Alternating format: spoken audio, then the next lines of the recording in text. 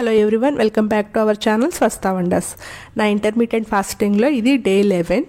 నేనైతే 16:8 విండో చేస్తున్నాను. 16 hours fasting, 8 hours eating window. నా ఈటింగ్ విండో వచ్చేసి మార్నింగ్ 9 to ఈవినింగ్ 5 o'clock. నేను ప్రతి వీడియోలో ఇది ఎందుకు చెప్తున్నానంటే ఒక్కొక్క వీడియో ఎక్కువ మంది చూస్తున్నారు, ఒక్కొక్క వీడియో తక్కువ మంది చూస్తున్నారు. అంటే ఫస్ట్ టైం చూస్తున్న వాళ్ళకి తెలియదు కదా అని చెప్పి ప్రతి దానిలో కూడా ఈ విషయం అయితే మెన్షన్ చేస్తున్నాను. నేను నా ఈటింగ్ విండో ఎప్పటి నుంచి ఎప్పటి వరకు అని చెప్పేసి. అయితే ఈరోజు మార్నింగ్ బ్రేక్ఫాస్ట్లోకి అయితే ఓట్స్ రాగి దోశ తీసుకుందామని ప్రిపేర్ చేసుకుంటున్నాను. ఈ రెసిపీ కావాలంటే ఛానల్లో ఇస్తాను, ఒకసారి చెక్ చేయండి.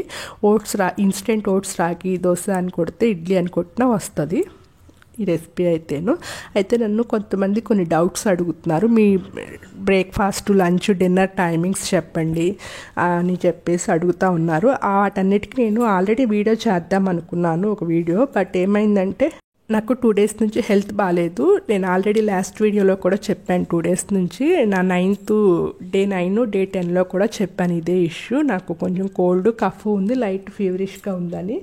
ఇది వింటర్ సీజన్ కదా, నాకు కొంచెం ఆస్తమా ఉంది, దానివల్ల త్వరగా తగ్గదు నాకు కోల్డ్ చేస్తేను. ఇంకా అందుకని చెప్పేసి స్పెషల్గా ఒక వీడియో చేసి కొంచెం అన్ని విషయాల గురించి ఎక్స్ప్లెయిన్ చేద్దామన్నా కూడా నాకు కఫ్ ఉంది, దానివల్ల వాయిస్ సరిగా రావట్లేదు అని చెప్పేసి వీడియో కూడా చేయలేదు. త్వరలోనే అయితే నేను వీడియో చేసి అయితే పోస్ట్ చేస్తాను. యాక్చువల్గా 10 days కంప్లీట్ అవ్వగానే చేద్దాం అనుకున్నాను కానీ బట్ నా హెల్త్ ఇష్యూ వల్ల ఆగాల్సి వచ్చింది. నాకు ఇది కొంచెం వాయిస్ క్లియర్గా ఉన్నప్పుడు కంపల్సరీ వీడియో అయితే చేసి అయితే పోస్ట్ చేస్తాను. ఇంకా నేను ఈరోజు బ్రేక్ఫాస్ట్లోకి వచ్చేసి ఇన్స్టెంట్ ఓట్స్ రాగి దోశ, దానిలోకి కొన్ని అయితే పొమోగ్రానేట్ సీడ్స్, ఇంకా కోకోనట్ చట్నీ, అల్లం చట్నీతో అయితే బ్రేక్ఫాస్ట్ తీసుకున్నాను. ఇంకా మధ్యాహ్నం లంచ్లోకి వచ్చేసి ఈరోజు వైట్ రైస్, ఇంకా క్యారెట్. ఈరోజైతే వెజిటేబుల్స్ ఎక్కువ తీసుకోలేదు, ఎక్కువ ఫ్రూట్సే తీసుకున్నాను. ఇంకా ఒక క్యారెట్, టమాటా తోటకూర కర్రీ, ఇంకా బాయిల్ చేసిన పల్లీలు, ఇంకా పెరుగు తీసుకున్నాను.